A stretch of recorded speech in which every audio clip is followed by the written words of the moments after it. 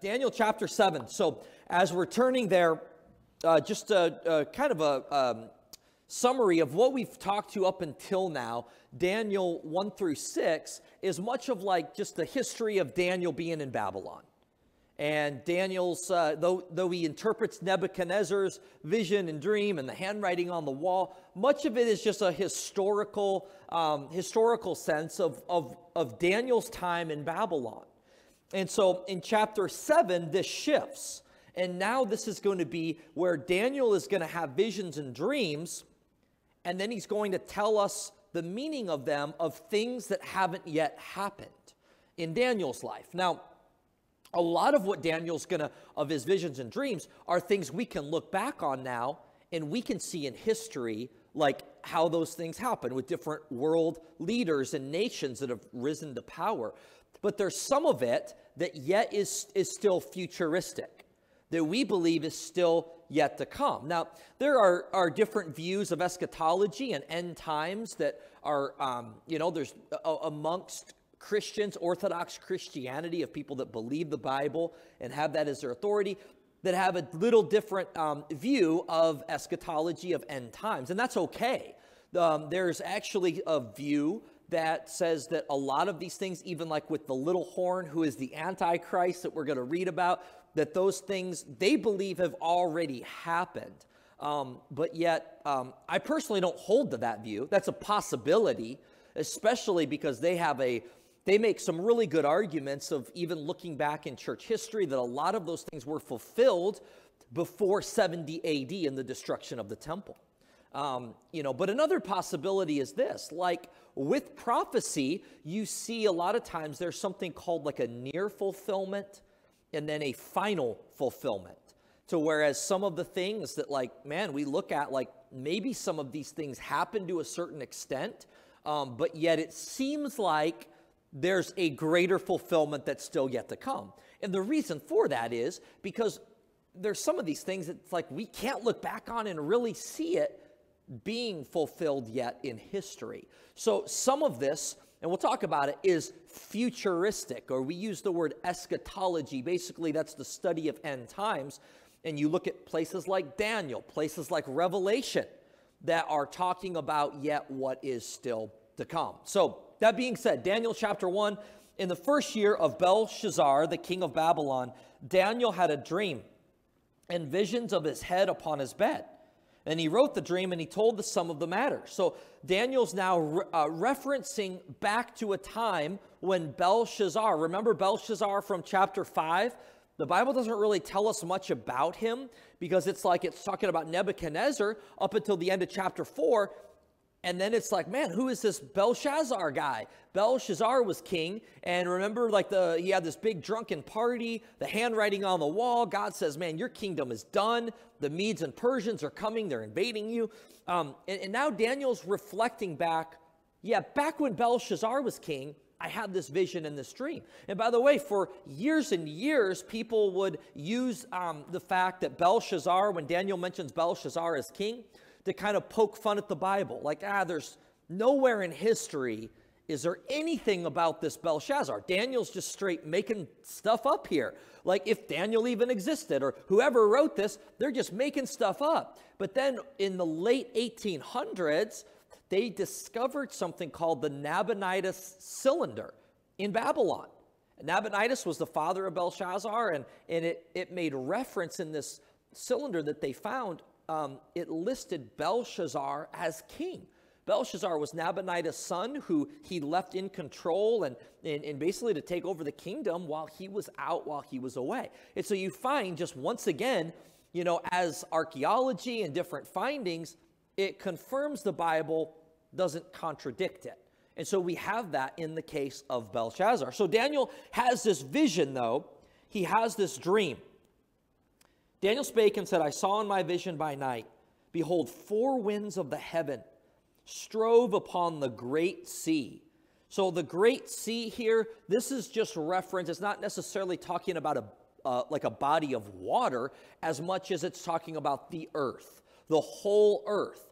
And Daniel has this vision that out of the earth, there's coming up 4 beasts from the sea. And they're all diverse. They're all different from one another. And Daniel's going to be really troubled by this. So these beasts represent something. These beasts are symbols of world rulers and world powers. And Daniel says the first was like a lion, and it had eagle's wings. So this is a picture of Nebuchadnezzar. This is a picture of Babylon.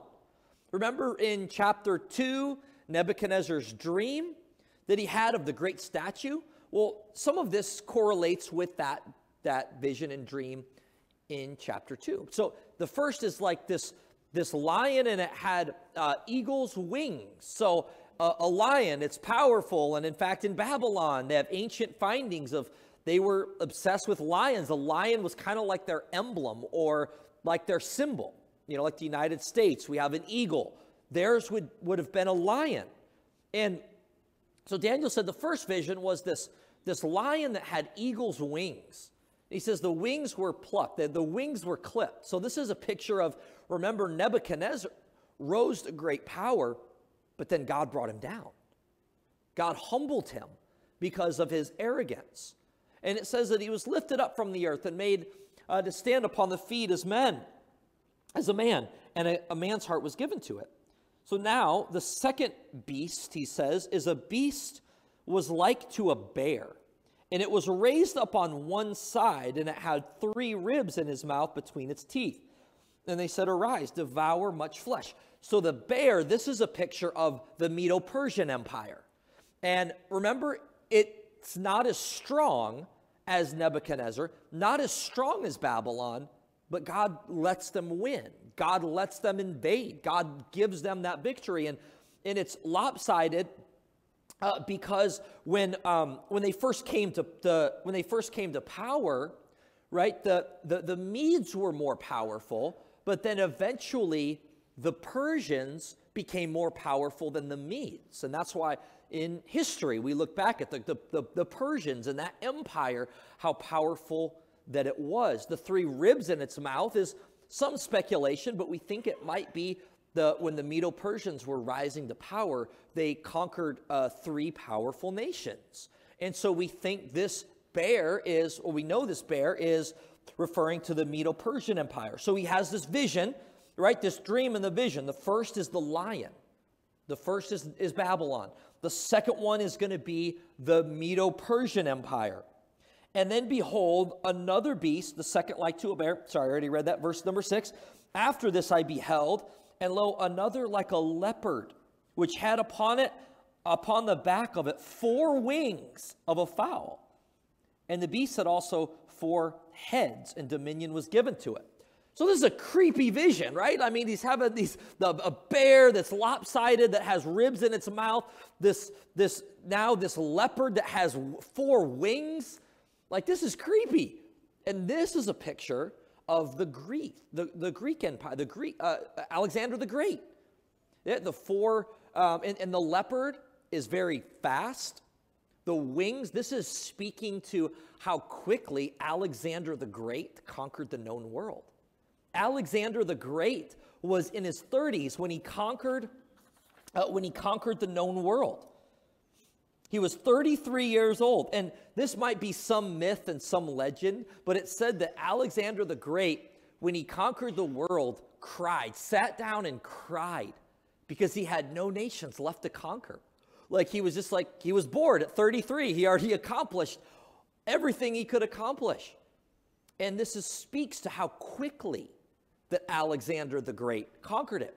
I won't spend a lot of time talking about Alexander the Great because next week in Daniel 8, Daniel's going to talk in depth about how Alexander the Great rises to power, how his 4 generals is who he gave his kingdom to, and it goes in great depth in chapter 8. But Alexander the Great rises to power. He gives when he dies at a very young age, he dies and he gives his kingdom to his generals. Now the 4th beast, in verse number 7, it says, after this I saw in the night visions, and behold, a 4th beast. This beast was dreadful and terrible. This is a powerful beast. It was exceedingly strong, and it had great iron teeth, and it devoured, and it brake in pieces, and it stamped the residue with his feet. And it was diverse from all of the other ones because this beast has 10 horns. And this is the beast that Daniel is super troubled by. He can't really make sense of this fourth beast. It's troubling to him. He's going to ask an angelic being like the meaning of this fourth beast and what this beast represents.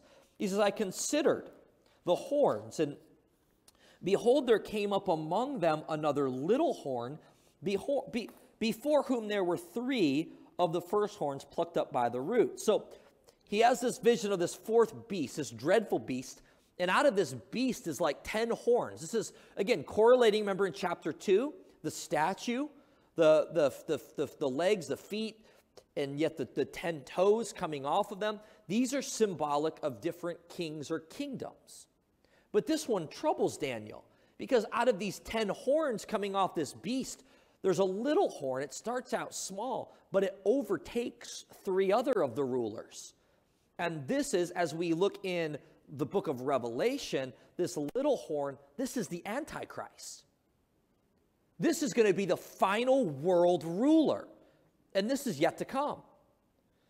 Now again, there's a viewpoint that the Antichrist was Nero and persecuting the church, and I don't think that that's accurate. I mean, there might be some correlation, but I think as what we're going to read here, there's really not anything we can look on history and say this, these 10 kings, this world power, this dominance. I don't think we've seen that yet. I truly believe that's futuristic and yet to come. But this is troubling to Daniel because this little horn overtakes 3, and this little horn has this just supernatural power that is given power by Satan and demonic forces. It says in the horn, they were like the eyes of man and a mouth that's speaking great things. And as we're going to read a little later on, and it correlates with Revelation, this world ruler, the Antichrist, this little horn who comes on the scene, is going to speak these pompous, great words that he's going to deceive people and unite people and then overtake other people. And it's a lot going on. We're just through verse 8, but can you understand why a lot of times people stop after Daniel 6?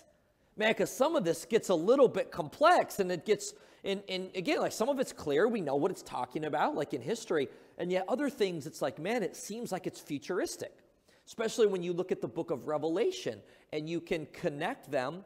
Seems like the little horn, the Antichrist, who's going to be a one world leader, going to unite the nations, that this is still yet to come. So Daniel said, I beheld till the thrones were cast down. The Ancient of Days, this is God, the Ancient of Days did sit, whose garment was white as snow. The hair of his head was like pure wool. His throne was like a fiery flame, and his wheels as burning fire. A fiery stream issued and came forth from before him.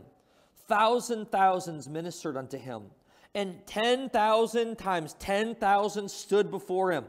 And judgment was set, and the books were opened. And I beheld then, because of the voice of the great words which the horn spake, I beheld even till the beast was slain, and his body was destroyed and given to the burning flame. And concerning the rest of the beasts, they had their dominion taken away. Yet their lives were prolonged for a season and a time. So in this vision, Daniel's saying, yeah, this fourth beast is really troubling. And this little horn that rises to power, really, really powerful, like satanic, supernatural power. But even he has his day, and he's going to be cast down. So what you see here, this scene and this vision of God is on his throne, and these angelic beings that are just really at his service. And you see so much of, I think, what many times we ignore. It's this spiritual, supernatural realm that is at work. That it's more than just us and God. That God has hosts of angelic beings that are serving him. That he's dispatching to serve and to carry out his mission. But there's also Satan and demons that are at work. There's a spiritual battle that's taking place. There's an unseen realm that sometimes people can make too much of. And they think it's almost like they use the devil as an excuse for everything. But we would do well to not ignore a spiritual unseen realm in a battle that's taking place. Paul says in Ephesians, we're not fighting against flesh and blood. The enemy isn't like other physical beings. Now, Satan uses them and influences them, but the battle is a deep-rooted spiritual battle. It's demonic in nature. The spirit of the Antichrist, the spirit of Babylon that is at work as we speak. And there's coming a day, it's going to really come to a head with Satan is going to empower this Antichrist to rise to power, to deceive people, to be a mighty world ruler. That's what Daniel's talking about. You can see why he's troubled by this. But he says this, I saw in the night visions, behold, one like the Son of Man came with the clouds of heaven. This is speaking of Christ.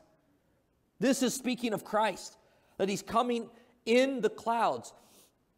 Now, this is similar to, remember when Jesus was standing before the high priest, when they were bringing him in and questioning him and they were going to crucify him. When Jesus, he actually quotes from Daniel. He says this being, this divine person, the Son of Man, this is God, the Son, is coming in the clouds. And when Jesus spoke that, remember the high priest lost it. That this is blasphemy because Jesus was making a clear claim to be God. But Daniel has this vision, the Son of Man, that Christ is coming in the clouds. And he came to the Ancient of Days, and they brought him near before him. And there was given him dominion, glory, and a kingdom. So why? That all people, nations, languages should serve him. And his dominion is an everlasting dominion which shall not pass away, and his kingdom which shall not be destroyed. So here it is, these visions of these world rulers, they rise and they fall, and this fourth one's troubling. This fourth one we think is the Roman Empire in those 10 horns coming out. What we think is some kind of a reviving of the Roman Empire. At the end of time, the Antichrist is going to come to power. He's going to overtake 3 of these rulers. And he's going to be powerful. He's going to unite people. He's going to speak these great, pompous, deceiving words. And he's going to unite people. He's going to overtake others. And he's going to have this supernatural, demonic power. And Daniel's troubled by this, but Daniel says it doesn't end there. That as powerful as the little horn, as powerful as the Antichrist is going to be, as powerful as his dominion and reign will be, it's going to be short-lived. Until the Ancient of Days, until God in heaven, who rules and reigns over all, whose throne is above every throne, that he is ruling. And he says the Son of Man, that Christ is going to come in the clouds. And his dominion, Christ's, will never end. It's going to be an everlasting dominion, which will never pass away. Verse 15, it's that Daniel says, I was grieved in my spirit, in the midst of my body. The visions of my head troubled me. And I came near to one of them. This is an angelic being that Daniel now is approaching in this vision. And he's asking the meaning of it. He said, these great beasts, which are the 4 kings, which will arise out of the earth.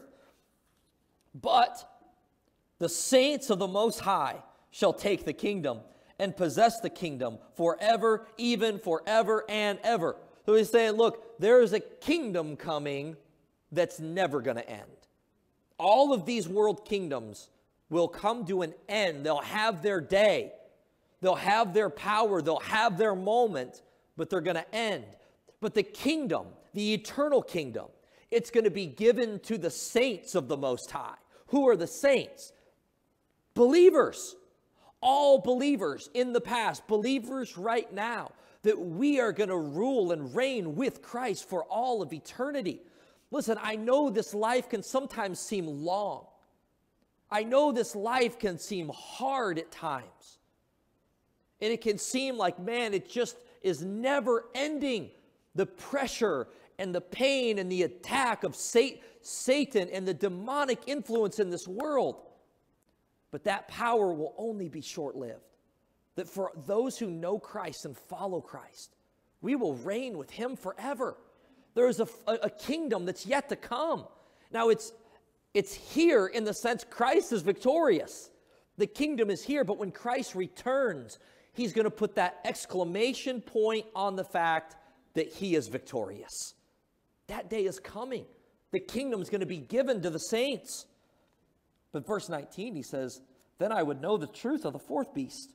It was different. It was diverse from all the others, exceeding dreadful, whose teeth were of iron, his nails of brass, which devoured and brake in pieces. They stamped the residue with his feet. And of the 10 horns that were in his head, of the other which came up, and before there were 3 that fell. The little horn's going to overtake 3 of those kings. Even that horn had eyes and a mouth that spake very great things, whose look was more stout than his fellows. Oh, this horn is different. It's going to raise to a greater power than all the rest. And I beheld the same horn made war with the saints. We see this in Revelation. In Revelation 19, this Antichrist that Satan's going to empower, that God is going to allow to rise up to power for a season, is going to make war with the saints. And we read, and it seems like he's going to prevail. It seems like he's dominating. It seems like he has conquered. Until, verse 22, the Ancient of Days came, and judgment was given to the saints of the Most High. And the time came that the saints possessed the kingdom. Thus he said, the fourth beast shall be the fourth kingdom upon the earth. And it's going to be diverse from all kingdoms. And it's going to devour the whole earth. That's why we believe that the Antichrist, when he rises to power, is going to bring in a one world order, a one world dominance. Now, we want to be cautious not to try to interpret the Bible from the front page of the paper. However, that being said, I think it's wise to prepare. It's wise to see what's going on. And you can't help but think. I mean, you can't help but think, when you look and see some of the stuff that's taking place, wow, this very well could be setting the stage for this one world order, for the Antichrist stepping on the scene. It's quite possible. We don't know when that time's going to be. I mean, Christ's return could be hundreds and hundreds and hundreds of years away.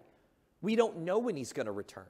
But we can look and we can see and live prepared, not with an escapist mentality, but with a mentality that we can be bold in the face of whatever comes. Because Christ is coming. He's going to devour the saints. He's going to devour. It says verse 25, he's going to speak great words against the Most High. And he's going to wear out the saints. It seems like he's winning. It seems like he's prospering. It seems like he's overtaking believers and the saints. And we look at this, though I believe this is a literal event that will happen, I think we also can see just this spirit of Babylon, the spirit of the Antichrist that can be overwhelming. And it just seems like as Christians, we're constantly bombarded with the spirit of Babylon, constantly bombarded with the spirit of the Antichrist, that everything that is true and godly, Satan is counterfeiting. And Satan is constantly bombarding us as believers. But yet, their day will come to an end. Verse 26, but the judgment shall sit. This is God's reign and rule in heaven. The angelic beings that are at his disposal that serve him. He says this judgment's going to sit and they're going to take away his dominion. And they're going to consume it and destroy it. And the kingdom and dominion and the greatness of the kingdom under the whole heaven shall be given who? To the people of the saints of the Most High, whose kingdom is an everlasting kingdom, and all dominions shall serve and obey him. Here's the good news. As powerful as this little horn, the Antichrist, is going to be, as powerful as even that spirit of Babylon and spirit of Antichrist seems like it is in the world, that in the end, they will fail. In the end, there is this divine judgment that's going to take place. And the kingdom of this earth does not belong to Satan. In the end, Satan rules no one, and Satan rules nowhere. That Christ rules and reigns over all. Maybe you've heard people maybe almost in mockery of Christianity that would reject it and say, well, I'm just going to be with Satan and my buddies in hell one day and do my thing in hell. Satan does not rule anywhere. Satan does not rule anyone. That Christ rules and reigns over all. And at the end of time, when Christ returns, the Son of Man comes in the clouds. He is going to set up a kingdom that will never end. Now, it's important to know that Christ rules and he reigns now. One of the I guess, weaker points that people try to put out over like the futuristic view that those that would hold to like, hey, these things are yet to come, can almost be like, well, see, you guys don't believe that Christ rules and reigns right now. But that couldn't be any further from the truth. Christ is victorious now. Anything that happens is what God allows it to happen. He's going to allow the spirit of Babylon and allow, I believe, even the Antichrist to come and unite this one world order and allow those things to happen, because it's like Proverbs where it talks about, and Peter, I think also, where it talks about sometimes God lets the ungodly be built up so he can cut them down. Anything that happens, God rules and reigns right now over it. God is in control over it. And when he returns, that he's going to put that final exclamation point on his victory on the cross and his resurrection. That Christ rules now and he's coming again. And we, his saints, we're going to rule with him. That look, this life right here and now isn't it. There's another day that's coming. And here's the thing for Christians, things might not get better. It might get worse. It might get worse. It might be that we go through a lot of difficult days. They might lie ahead for us. As we were traveling in Egypt and as we even get reports of missionaries from all over the world, like Christianity isn't just favorable in a lot of places. There's a lot of places around the world right now where it costs people dearly to be a believer and a follower of Christ. And like, look, though I'm thankful for the country in which we live and the freedoms that we have, the freedoms that we enjoy, like, and I hope that we continue to have those, but there's not a guarantee, guys, that we're always going to have that. There's not a guarantee that there's not going to be difficult days. And I think for those of you that know and love the Lord, for those of us that want to follow Christ, we see like it's getting more and more difficult. And it could get a lot more difficult. But no matter how bad it gets, here's the thing. This is the worst it's ever going to get for a believer. This life is the worst it's ever going to be. Because we know that this isn't the end. Daniel says in this vision that's troubling, when he was given the interpretation of this dream, that the saints of the Most High are going to rule. That God is going to have ultimate and perfect judgment. And that he rules and reigns. It might seem like the Antichrist is rising to power and that he's winning and he's going to make war with the saints. He's going to prevail until the Ancient of Days comes. Until the judgment's given to the saints. Until the Son of Man, Christ, comes again. And in the end, we know this, that God's kingdom will never end. So let's live for the kingdom that will never end. Everything here in this life that we have, nothing wrong with enjoying it, nothing wrong with using it, but let's make sure we're using it for God's kingdom. Let's make sure that we're using it and we have a proper view of this life and the things in this world. They're not going to last. There's a kingdom that's yet to come. A kingdom that will never end, that will never fade away. And yes, Christ rules and reigns right now, but he's coming physically. He's going to return. And we as believers, his saints, we're going to rule and reign with him forever. And here's what the beautiful thing is. Like, you know how I mentioned there's like a few different views of end times and eschatology that all fall within Orthodox Christianity? Like, here's the great thing, though. All of those Orthodox Christian views of eschatology agree on this. Christ is physically going to come. And we as saints will be with him and rule and reign with him for all of eternity. Amen. And this is glorious. Yes, this chapter can seem a little bit troubling. It could seem a little bit confusing. But what we see is all of these world powers, they all have one thing in common. None of them expect that they're going to come to an end, but they all will. They all will, except for God's kingdom. That God's kingdom will last forever. So we as believers need to be living for that kingdom. We as believers can be involved in our communities and be involved in politics. Absolutely. But just don't put all of your hope in what happens here, right? Because you're probably going to be disappointed. You're probably going to be disappointed, right? As a Christian, as an American, thank God for the freedoms you have. Please go and vote and be involved in all of those things. But you know what my fear is? That like every election cycle, what happens? We're disappointed in like some way or another. Even if the person we want to get in gets in, a lot of times we still end up disappointed. A lot of times we still end up, man, they didn't do what they said they were going to do. But here's the thing, like there's a kingdom that's yet to come where Christ rules and he reigns, and we as his saints will rule and reign with him. Let's be living for that kingdom. Maybe you're here today and honestly, life is a mess right now. Life is really difficult and it's really hard right now.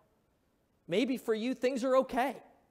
Like life's just smooth and you feel okay. You feel that, you know, like that you're getting by fine. But you know what?